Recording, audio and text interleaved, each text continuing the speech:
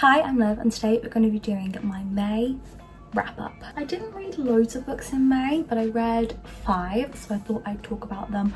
5 and then 1 that I did not finish. So let's get the bad one out of the way. Let's talk about the one I did not finish first. So the one I didn't finish was 7 Summers by Paige Toon. So this book I really wanted to read, I really wanted to enjoy, but I just felt like this book I couldn't get into it, and it was so slow on the setting the scene and setting the characters up, and I really just didn't buy into it. I was not interested, I wasn't gripped, and I put this one down after 40 pages and I was not gripped. However, the rest of the ones I did read and everything is above a 3-star. Okay, I think I'm gonna start off with one of my favourite books. So one of my favourite books of all time now is Wild Love by Elsie. I am an Elsie Silver fan, like I truly am. I absolutely adore her books, and this book was no exception. I really loved this book, it was really good.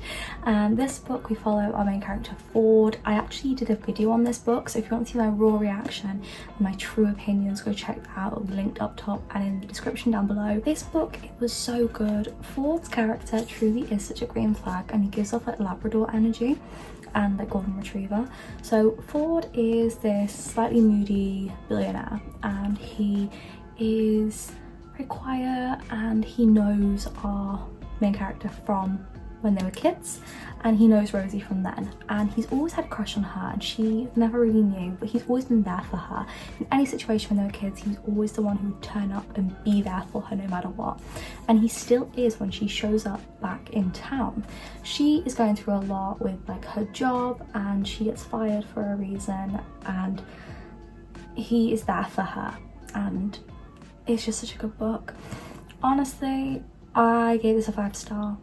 and I don't regret it. I honestly think this book is such a 5-star. It's so good. The spice scenes were amazing. Like, I didn't know how Elsie Silver was going to top Chestnut Springs, and she did it. She did it with a series. Also, this book series is a little bit of it's a spin-off from Chestnut Springs. It's set in the same universe. So Ford is Willa's brother.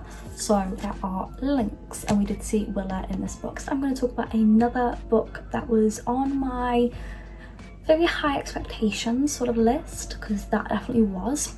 This is King of Sloth. So King of Sloth was written by Anna Huang, and it came out in April, I think, the very end of April, and I was so excited for it. I was so ready for it. I was ready for Javier and Sloane to have their story, and it was a really big letdown. It was really not as good as any of the other King of Sloth books. King of Sin books, they all like stood out so much better than this book.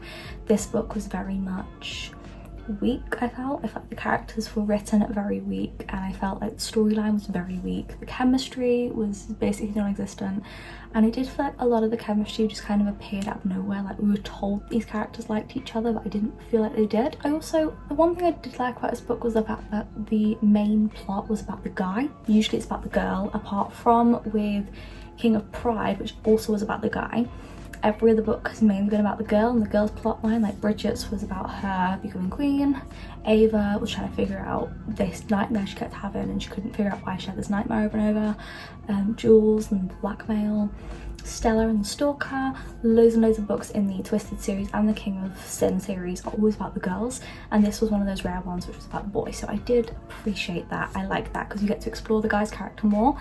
However, the guy in this book was written very young. Like, he was meant to be 30, like almost turning 30, and he was written like a 16-year-old. So I did not like that, and I know he was written that way because with Anna Huang's other books you can clearly feel like these guys are old, like not older than me, and like I'm 20, and these books, like in these other books, you can clearly feel like the guys are older. This book, the guy felt way younger than me, and I just was not into it. So I did end up giving that book a 4-star. Whilst we're on the topic of romances, and I'm on like my not physical books, like my Kindles and audiobooks, that last book was a Kindle book, just to let you know, because I've got to say. And the next book I'm going to talk about is an audiobook. So the next book I read was kind of on a whim. So I listened to the audiobook of Just for the Summer by Abby Jimenez. Now, I have her book Yours Truly, and I've never read it yet because I wasn't sure and I was nervous. I think I found a new author that I adore. I love Abby Jimenez's writing. I think that she is so talented. So Just for the Summer is a book which is a third book in this like standalone series of Part of Your World, Yours Truly, and then there's this one is the third one. It doesn't really matter to read them out of order really, because there wasn't any spoilers for any of the other books in the book. I was shocked with this book. It was really good. So this book I ended up giving a 5-star, and again it is in one of my videos. That video will be down linked below and in the cards somewhere anyway. But this book was truly phenomenal. So this book we have our main characters, Justin and what was she called? I actually don't remember her name. I always remember the guy's name, but I always forget the girl's name. But we have these two people. Is she called Emma? I feel like she's called Emma. Something tells me she is. With these two people, they have family problems. She doesn't really know her mum. Her mum's always up and leaving every 5 seconds and she never knows why. And then the guy, Justin, his mum is needing to go away somewhere for a long time, and he has to look after his brothers and sisters and basically take guardianship of them. And he is such a selfless character, Justin. He's honestly so selfless. He's a brilliant character. He is one of those people in books that really lets the girl have her time, is there for everybody and puts everyone first before himself, and he's amazing. So Justin is a guy who, whenever he dates someone, they never work out and they always go on to meet somebody who is their true love. And Emma's the same way. Whoever Emma dates, when they break up with her and go on to someone else, that's their true love, the next person. So they think if they date each other, this curse will be broken. And they end up falling for each other.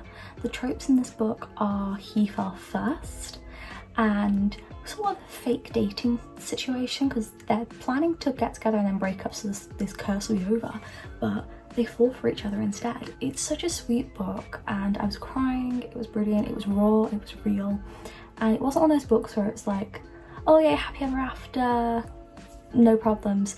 It was like these people really needed time to heal with themselves and deal with their family problems as well, and it was very, very real, and I liked that. I enjoyed it. Next we have a dystopian book. I was gonna say fantasy then. This book is Infinite Sea by Rick Yancey. So I bang on about the fifth wave. You may have seen it in my recent chatty videos. I bang on about the fifth wave all the time, and it is a brilliant book series. Well, brilliant book, the first one. So I decided to read the next one. Now the reason it's so big is because Sam bought me this book for my birthday, and the only copy he found was the easy read version. So the print is really big and these pages are really easy to read, so I flew through this book so quickly. So Infinite Sea is the second book in this, I think it's a trilogy, and truly brilliant, truly brilliant. This book was really good. I really enjoyed it. So this book we see more, I didn't enjoy it as much as the first one. This one for me was a 4.5, whereas the first one was a 5. This one we see the aftermath of what happened. We also see more about the characters. We see more about Zombie. We see more about, what's her name? We saw more about Marika. We saw more about, what's he called? Evan Walker. More about what happened with the situation with Evan and what's happened to him. We see a lot of like the aftermath really. That's what the point of this book is. A lot of truths came out that we didn't know. A lot of information came out that it turned out like things in the first book weren't the way they seemed. Like they were right with what was being said, but technically there's more to the situation than we thought. We also saw a lot more about the relationship between, is it Cassie? Yeah, Cassie and her brother, now that they've been reunited. And we just basically saw the aftermath of the first book, and I thought it was done quite well, and I really did enjoy it. I was crying my eyes out at the end, I can't lie. Really, really good, I really liked it. We have one last book to talk about, and that is Legendary by Stephanie Garber. This book was my last book I read of the month, and I gave it a 3.75. No, I didn't. I gave it 3.5. 3.5, I gave it 3.5. I am doing a video on this book, so you will see a video talk about this book, and another book. I'm just gonna be honest, I didn't like this book that much. Then I was enjoying it, and then I was like, oh my god, it could be a 4, and then it all kind of went tits up at the end.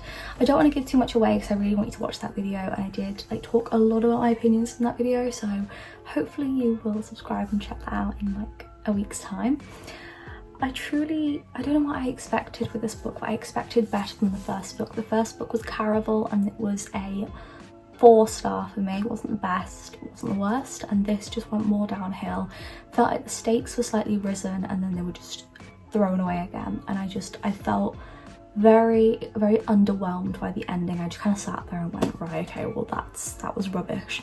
And it's just devastating, because when you get halfway through these sorts of books, like Caraval as well, you start to think, maybe I'm going to enjoy this book, it's actually really good, and then it always ends with, you think the stakes are higher than they actually are, and then when it turns out they're not actually that high, it's just devastating. It's just like, right, okay, why am I reading this book? So it just felt like a bit of a buzzkill. A bit pointless reading this book, really. I hope you have enjoyed the video.